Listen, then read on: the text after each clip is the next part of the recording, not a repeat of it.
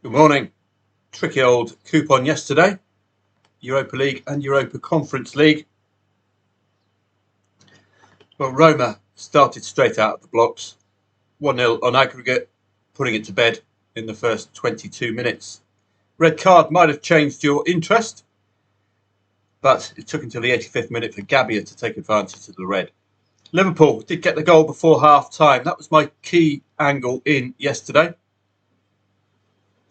But you've had to be a little sharpish to have got the goal. 7th minute penalty. Again, it's just a touch of concern about that forward line all of a sudden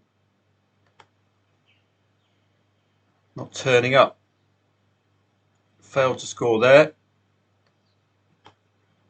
0-1, 0-1.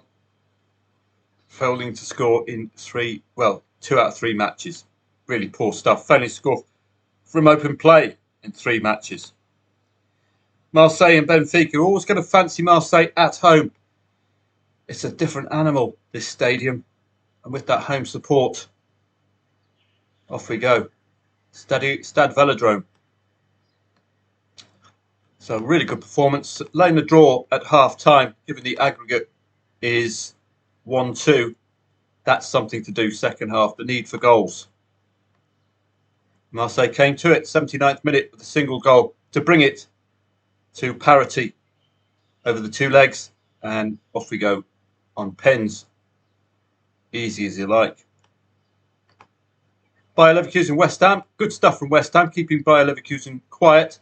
Post-champions, probably gettable as post-champions, because they're the need to win just psychologically turned off a little bit. But 1-1, Leverkusen through an aggregate, and that's probably what they're playing for. It's a game of 2 halves, 2 matches. So just a single goal for West Ham, not enough. Fiorentina Poulsen, this is another 0-0 for Fiorentina, despite Fiorentina's absolute dominance of the in-play stats. Red card, 66th minute, didn't even get a goal response from Fiorentina. 3rd consecutive recent 0-0 for Poulsen, so it's difficult to take on a 0-0 where they're concerned. Aston Villa did need to score after Lille took a 2-0 head start. I don't know how you would have played, maybe lay the 2-0 rather than lay Lille, because Aston Villa just need a goal. Matty Cash turning up the goal, 87th minute, to keep it to extra time. Fenerbahce and Oli. Olympiacos through on the first leg, I think. No, 2-3 on aggregate. So you needed Fenerbahce to score to make it 3-3, but it was 1-1. So that's 3-4 to Oli on aggregate. I don't think there's any... Yes, extra time was required. So I'm glad I didn't play these. It would have been a frustrating evening for me, staying up till 2 a.m. just for these set of 8 matches, some of which didn't offer us anything at all. So good move there. Pick your battles. Today could be a good day for you. I'm taking the day off. I'm going to be working Saturday and Sunday throughout for you. Frankfurt against Augsburg. Well, let's have a look. European place 6-pointer. So competitive match expected between these two. Only 2 wins since the 26th of January for Frank. Only 1 loss since the 25th of Feb for Augsburg. So Augsburg come into this in the better form. 5 wins during that run as well.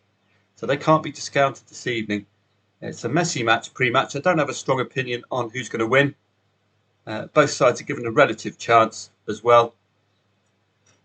Both sides do concede heavily in the first half. So you might want to look at that as a kind of Liverpool type angle. Look for a goal before half-time. Many options for that. Lay the draw. Lay over 1.5 goals. Back over 2.5 goals. First half goals. Half-time score market. 1-0, 2-0. Any unquoted. Many options if you want to attack the half-time market. Atletico Bilbao and Granada. This looks very obvious based on what we see. But Granada do need points. They're in 19th place. But they're 8 points shy of 3rd bottom. So it's looking a little grim. 11 points shy of survival. Granada. Atletico are unbeaten in 15 at home. All wins home and away v12 to note. It's very obvious. That's what you want as a trader. Nice and Lorient, a bit of a messy one. This Nice have the air of unreliability about them, even though they're 5th in the league. Only 1 win since the 4th of February. Only 3 losses at home, came against 3rd, 13th and 14th. That's important because they're playing 16th today. 3 losses and a draw for Lorient recently conceded in the last 13 away. No win away against the top 8. Genoa and Lazio, 2.5 the favourite. Very unappealing match on paper. 12th against 7th. Genoa 12 points above relegation zone. Lazio 2 points shy of European place. So plenty of motivation still, although Genoa have an air of safety about them. No draw since the 4th of Feb for Lazio. 2.5 the favourite suggests a toughie. Cagliari and Juve, 14th against 3rd. I would not discount Cagliari in their current mood. Only 1 loss since the 18th of February. This is another example of this unique part of the year where these strugglers are picking up points in the most unlikely places. Don't be put off by Juventus' 3rd in the league. That hasn't put off other teams beating top 3, top 4 sides when they're in relegation trouble. Only 2 wins since the 27th of Jan for Juventus, so they are gettable at that point. No win in 5 away. So that's going to be a very interesting one. I couldn't discount Cagliari at all. It's just that unique start of the season. In the Irish Premier Division, a quick look at FC Stats. We'll just take you through some of the matches using the challenge table. Far too early in the season for me to really do a lot of research on this, but let's have a look at a couple of matches. No odds on favourites as well. Makes it a tough coupon this evening. Bows against Drogs. This is how I would look at it if I were you. Bohemians 3rd, Drogheda 9th. Bohemians at home. So focus only on their home form in the challenge table. They lost 2-1 to Drogs already, so this is an opportunity for Bohemians to get back to the winning ways. But they've not been that impressive at home. They have scored 2 goals on a couple of occasions, but it's a lack of patterns, isn't there? Looking at Drogheda away from home. Well, they haven't had a win yet away from home, and they tend to concede 2+ goals against the top 6 away from home. So that's possible expectation this evening. Derry and Shamrock, similar story. 2nd against 4th. What did Derry look like at home? Well, they haven't played the top 4 at home yet. 2-2 draw last time these two met. So this is a negative. You haven't got anything to work off. Shamrock Rovers, away from home, tend to lose against the top 5. That's quite obvious. 2-1 defeat. So we could see both teams to score today. We could see struggles for Shamrock Rovers today. That's just basic form, isn't it? We don't have much of a sample to work off. I'll give you one more match. Galway against Shelbourne. Galway are 8th. Shelbourne are top of the league, so that should interest us.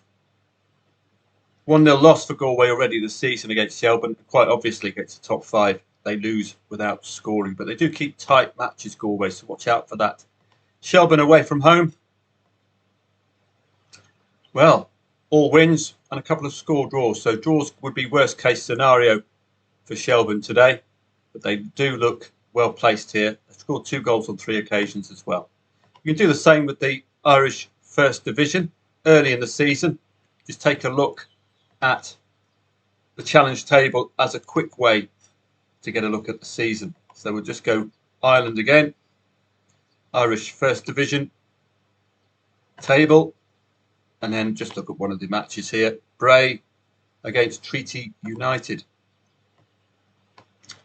Bray are 5th, Treaty are 6th. So we're getting to that stage now where we're starting to see enough matches played. But quite obviously, Bray tend to lose exclusively to the top 4. 2-2 draw last time these two met. So the market's suggesting we could see both teams to score, with Bray perhaps not losing. They only tend to lose against the top 4. Looking at Treaty away from home. couple of 0-1 wins and a 1-0 loss. So any 0-1 win, if they scored early, and you think that might continue, lay over 1.5 goals to cover that 0-1, and then back Bray in the +1 market will go match odds. That's how I would look at these early season fixtures. The Dutch Eerste Divisie, normally absolutely chock full of goals at this stage of the season as well. Challenge League, one might, maybe not. The coupon doesn't look that appealing. Besiktas, not very reliable at the moment.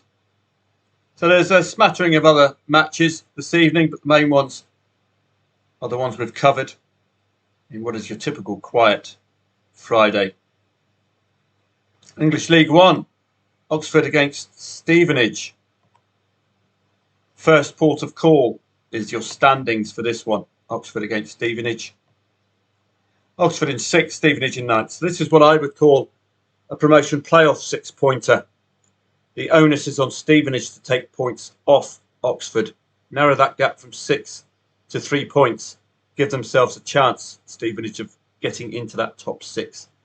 Oxford with a win will cement their top 6 status. So this is going to be a very competitive match this evening. I wouldn't pay much attention to the odds. Stevenage need to get something. They are a top 10 side, so they're obviously in decent nick. So discount the odds. Vikasliga as well this evening. KUPS got us a decent trade last week with a come from behind 2-2 against Mariehamn. They should be one of the title contenders this season, KUPS. But 2.45 the favourite, suggesting it's going to be a tough match to unpack this one. SJK against Ilves, 2.5 the favourite. Far too young in the Finnish season as well. You can see that well advertised here at fcstats.com. Again, go to the table and then you can have a look down at Interturku and KUPS. Only 2 matches played, so nothing we can work off, I'm afraid, at the moment. 3-3 and a 2-1. KUPS win and a draw, I think. They beat HJK Helsinki and they drew with Mariehamn. That was a profitable trade as well.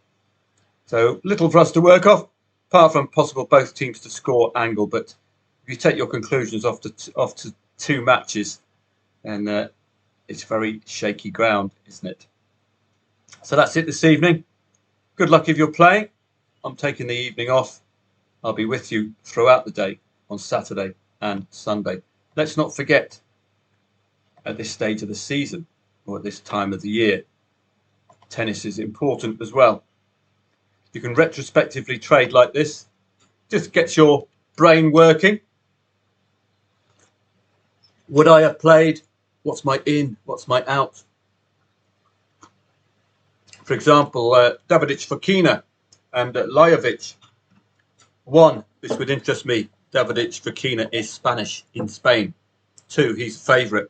3, he's lost by 2 points in the first set in a tiebreaker, i.e. not overrun at all. All you have to do, get Davidovich Fokina to win that second set, and it's like an equaliser in the football. And indeed, that's what we got yesterday. That's what you're after. That's the absolute ideal. Spaniard at home in trouble after a tight set. 1.57. No, Rosen scored first. Won the first set. 1.14. 1.29. So problems here for old Hit the Haircut. There he is. 11th against 36. So the rankings certainly tight enough, aren't they? I think once you get top 5, they are a step above the rest. 4th against 16th. That's probably the seedings. Don't know much about this one. Tight enough first set. Only 1 break in it. But this was an emphatic second set. It does normally suggest a possible injury, but you don't tend to see that in the statistics. Indeed, old Hit the Haircut actually got the first break in the first set, but couldn't follow it through. So it's disappointing. But I think I would have taken him on and probably headed towards a losing position because he lost his serve and his opening service game in the second set. So that's immediately putting all of us on the back foot. Now, you could delay again. This is, we're talking absolute ideals. Wait for his first set of Hitler haircut. And if he loses, that's your value angle in here to back him here. Wait for him to win his service game as well. Back him here at 3-0. Because you're going to get big odds, you're going to get low odds because he's a serve, he's a break and a set up.